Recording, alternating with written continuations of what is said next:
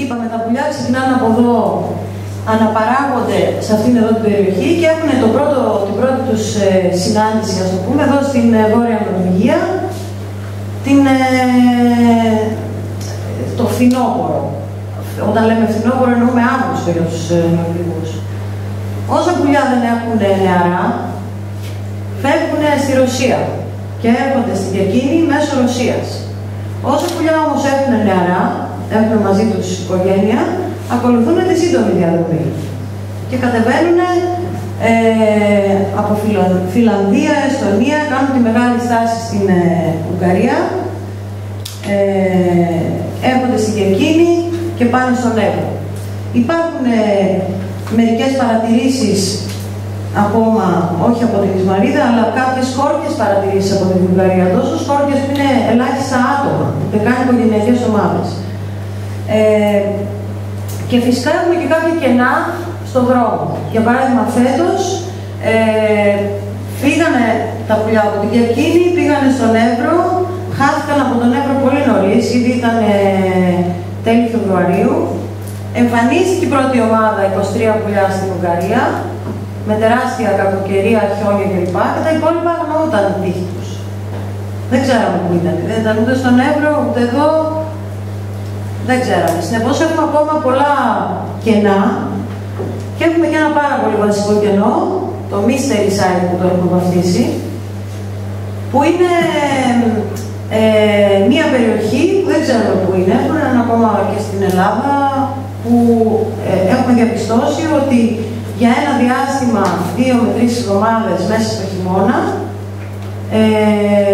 δεν βλέπουμε πάνω από το 50% των πουλιών. Θα σας το δείξω αμέσως πώς γίνεται αυτό. Τι? Υπάρχει τρίγωνο Βερμούδων για το... Όχι, δεν είναι μυστήριο καθόλου. Απλώς είναι ότι εμείς δεν έχουμε αρκετές γνώσεις και μας οδηγεί να αποκτήσουμε περισσότερες γνώσεις για να αναζητήσουμε που πάμε.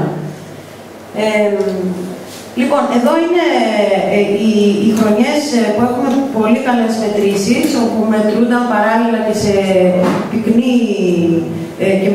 πυκνά διαστήματα, δηλαδή σχεδόν κάθε εβδομάδα τα πουλιά και στην Κερκίνη και στον Εύρο, και βλέπετε είναι αρκετές, δεν έχω βάλει τη φωτεινή. Η κίτρινη γραμμή είναι η Κερκίνη και η πράσινη είναι ο Εύρος. Έτσι βλέπετε έρχονται τον Οκτώβριο και φεύγουν τον Μάρτιο. Αλλά κάθε χρονιά υπάρχει ένα κενό, το οποίο πέφτει ανάμεσα εκεί μέσα στην 6η με 7η εβδομάδα του έτους. Κατά μέσο όρο, ήδη βάζοντας όλες τις παρατηρήσεις που έχουμε, από το 1892, αν θυμάμαι καλά, ό,τι παρατηρήσεις έχουμε, πάντα δεν έχουμε ποτέ κάτι που να μας λέει ότι τα πουλιά είναι όλος ο πληθυσμός εδώ εκείνη την περίοδο. Και λοιπόν, αρχίζουμε και λέμε, γιατί φεύγουν και πού πάμε.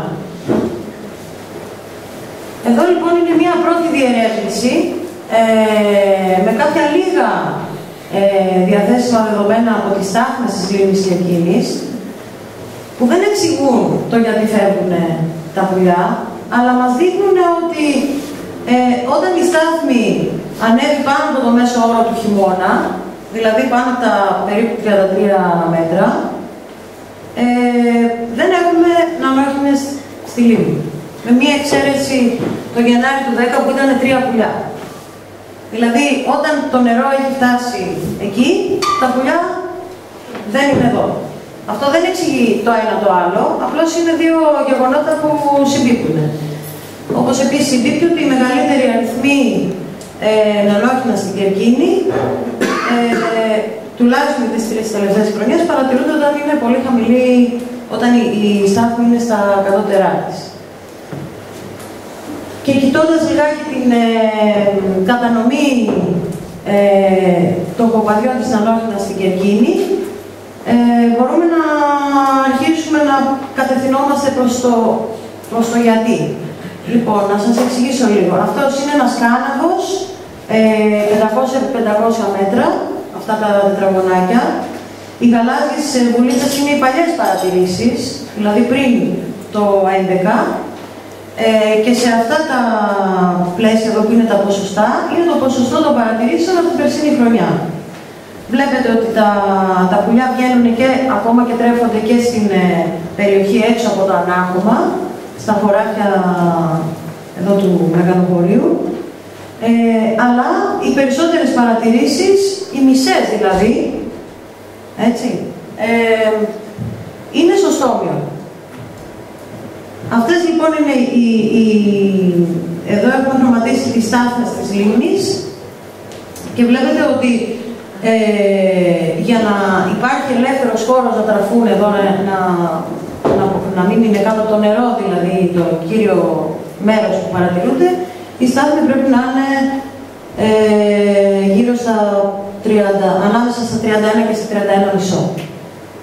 Αλλιώς, στα 32,5 οι προτιμόμενες περιοχές από τις νανόχινες έχουν σκεπαστεί ήδη από το νερό. Και αυτό ισχύει και για το 11, που είναι τα πλαίσια, και για τις παλιές παρατηρήσεις από την προηγούμενη δεκαετία, τις πάρα πολύ πληθέστερες ασπρομέτωπες. Αυτές είναι οι ασπρομέτωπες και αυτές εδώ είναι οι νανόχινες. Έτσι. Αυτή είναι μια φωτογραφία τώρα από το Δέλτα του Εύρου, στην οποία εκτός ότι έχεις αρκετά μεγάλο πρόβλημα να τις εγχωρίσεις τα πουλιά, θα ήθελες να μπορείς να δεις τα πόδια τους, γιατί έχουν εύχομα δαχτυλίδια, και τις κοιλιές τους, γιατί έχουν αυτές τις κοιλίδες που είναι μοναδικές για κάθε είδος. Είναι σαν δαχτυλικό αποτύπωμα. Και δεν φαίνεται. Στην Κερκίνη όμως είμαστε αρκετά τυχεροί. Πολύ ωραίες εικόνες εδώ. Βλέπετε, αυτές είναι οι δύο αλλοκόχινες που ήταν εδώ το περιστατικό. Να πούμε εδώ. Και εδώ είναι τρεις νανόχινες και βλέπετε και τα δαχτυλίδια τους. Ένα μεταλλικό, ένα έγχρωμο. Και εδώ ένα έγχρωμο. Αυτό είναι το κόκκινο πορτοκαλί. Και βλέπετε και τις κοιλίδες.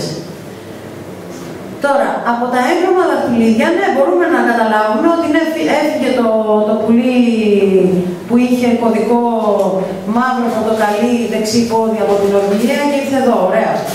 Και ήρθε με το τέλει του. Μπράβο. Αλλά αυτά είναι όλα και όλα πλέον 6 δαχτυλωμένα πουλιά.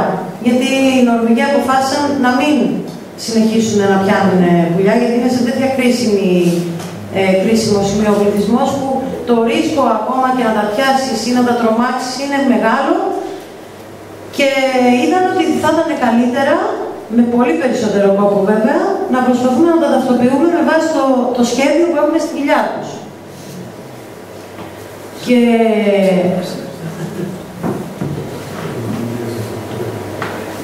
ναι, συντομεύω. Και το σχέδιο λοιπόν για κάθε μία είναι διαφορετικό, αλλά αλλάζει όμως τον Αύγουστο, γιατί έχουν τερόρια τα πουλιά.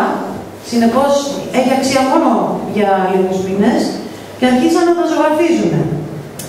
Και ήρθαν εδώ και τους είπαν πώς τα ζωγραφίζετε, κάτσαμε και εμείς να τα ζωγραφίσουμε και είδαμε ότι ο καθένας από εμάς και το ίδιο πουλί ζωγραφίζει διαφορετικά. Και μας είπαν και αυτοί, ναι, δεν γίνεται έτσι. Και άρχισαν εδώ τα παιδιά στο φορέα να τραβάνε βίντεο. Εδώ λοιπόν θέλει πολύ φρέσκα και νέα μάτια, και εδώ έρχεται η δουλειά της Μαριάννας Σιλικάκη που δεν μπόρεσε να είναι εδώ σήμερα, που είναι κάτι διπλωματική της στο βιολογικό, αλλά ήταν μια εκπαιδευτική επιδρομή, όπου παίρνει τα βίντεο που τραβάει εδώ ο φορέας διαχείρισης Κερκίνης, κόβει φωτογραφίες, προφίλ δεξί-αριστερό και αμφάς του κάθε πουλιού, και παίρνει τα βίντεο των Νορβηγών και τα συγκρίνει. Και προσπαθεί να βρει, βέβαια εντάξει, εδώ μην απελπίζεστε, είναι πολύ μικρές αυτές οι φωτογραφίες και φαίνονται καλύτερα. Και προσπαθεί να βρει ομοιότητες. Κάποιες είναι πάρα πολύ εμφανείς, όπως αυτές εδώ ή αυτές εδώ. Κάποιες δεν είναι και πολύ εμφανείς.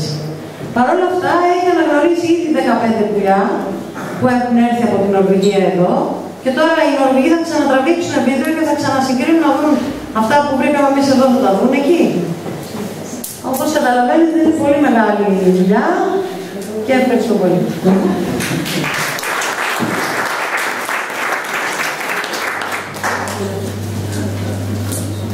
Ευχαριστούμε την κυρία Παναγιωτοπούλου.